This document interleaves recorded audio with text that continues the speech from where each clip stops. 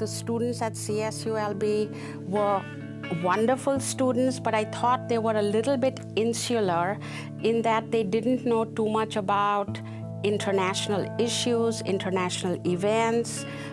They didn't know too much about different cultures. And so I thought the world is actually shrinking. The world is becoming a global village now. And I thought it is very important for them to know things outside of California and outside of the US.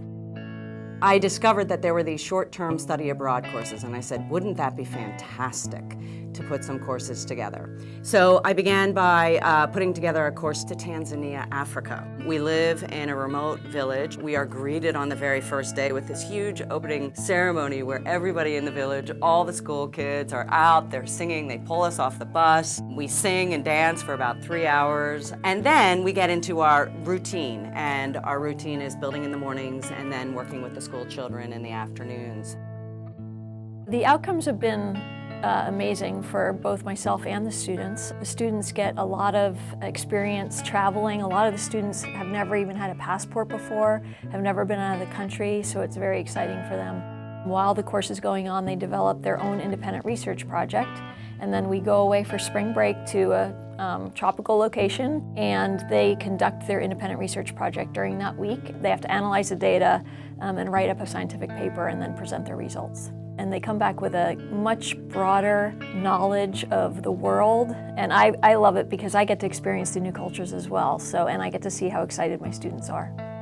As a scholar of international relations, we had been studying the Cold War, and when the opportunity arose to go to Kazakhstan to visit, I was struck immediately by the fact that here was a country that had a great deal of natural resources and a very bountiful future in front of it. We jointly taught then a course. The course culminated with a Model United Nations simulation at the real United Nations Central Office in Almaty, Kazakhstan. What we're trying to do is to internationalize through the Model United Nations vehicle more courses.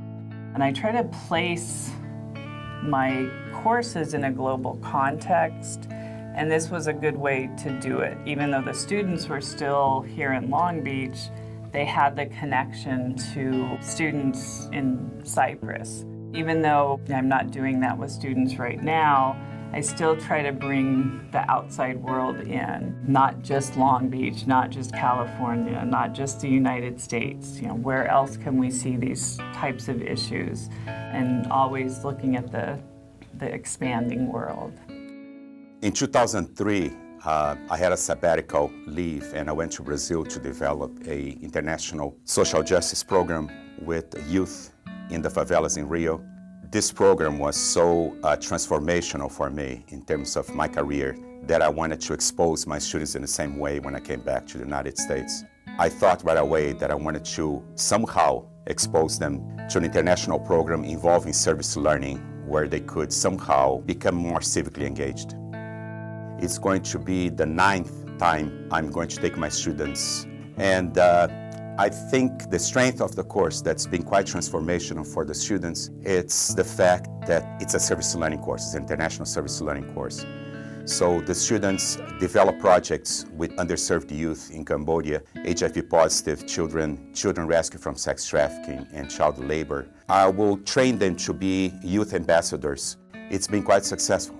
My main goal with my students, and I think that's the goal that we all strive, it's especially nowadays, I want them to be global citizens, world citizens.